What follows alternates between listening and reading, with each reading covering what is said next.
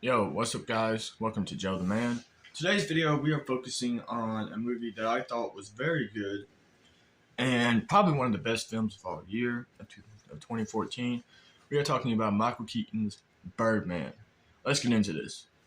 If you have not already, please make sure you subscribe, like the video, hit the notification bell, because this is going to be a wonderful and probably one of the best reviews of movies I probably did.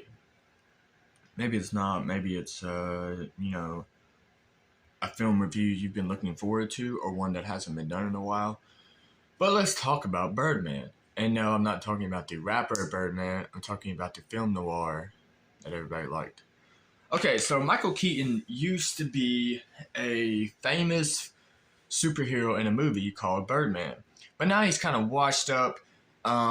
He's kind of been thrown away, kind of forgotten, left in the dust, and he's looking for something that'll be his next break.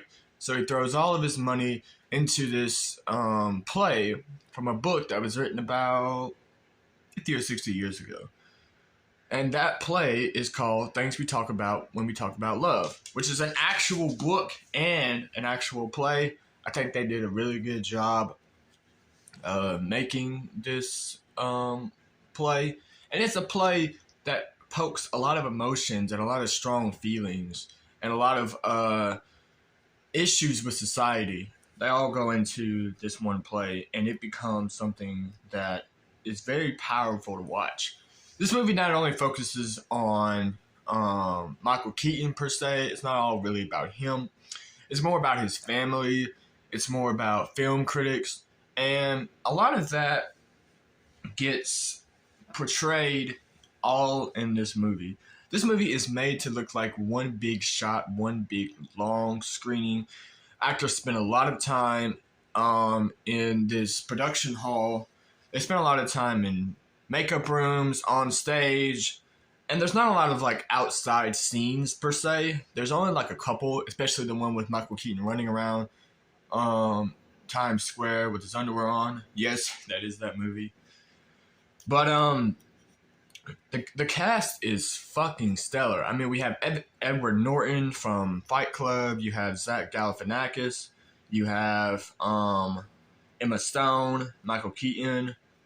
It's a great fucking movie, and it's one of the movies where you watch it, and after you watch it, you're like, this is why I watch movies. This is why I love it so goddamn much. This is what makes such a good fucking film. So one of the things that I really noticed when I watched Birdman was the fact that Emma Stone is Michael Keaton's daughter, and she really doesn't feel a connection with her dad. She wants to build a healthy relationship with her father, but she feels like he's drinking himself to death. He's become more distant, and he's not really the father that she always pictured. So they bring one of their actors gets brutally injured, and they're looking for a new actor. So they come upon Edward Norton. And my God, if you saw Fight Club and you thought Edward Norton was a little off-brand or maybe a little out of his head, Edward Norton, sorry to say this, because I really like Edward Norton, but Edward Norton is a fucking asshole in this movie. He doesn't give a shit about anybody. He's very demonic in the sense that he doesn't give a shit about people's feelings. He's very rude. He's just a nasty, ugly fucking dude.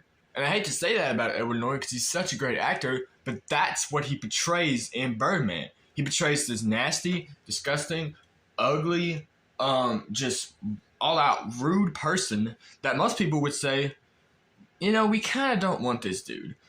But besides all of Edward Norton's resemblance and character in the film, he tends to want to be someone a little bit different. Because when he meets Emma Stone's character, Emma Stone is attracted to Edward Norton, and she tries to ask him why he's so out of it, why he's so rude.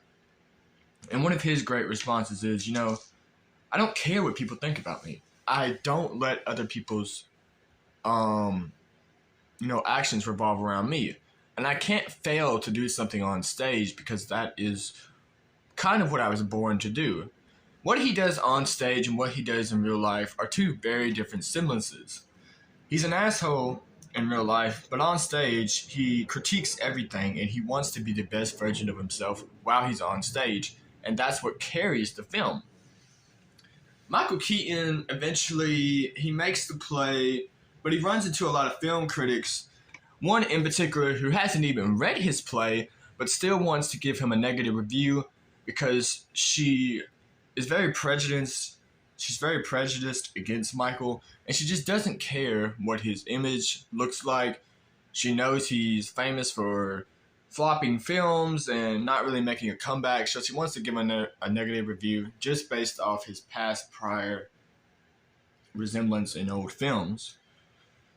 So I was really impressed with Birdman. It's a movie about family. It's a movie about struggles. It's about film critics. It's about wide shots.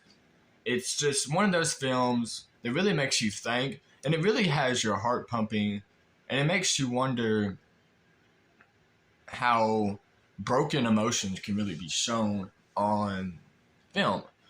So if you haven't seen Birdman, I would highly suggest going and watching it. You will not regret it. It is a wonderful, wonderful movie.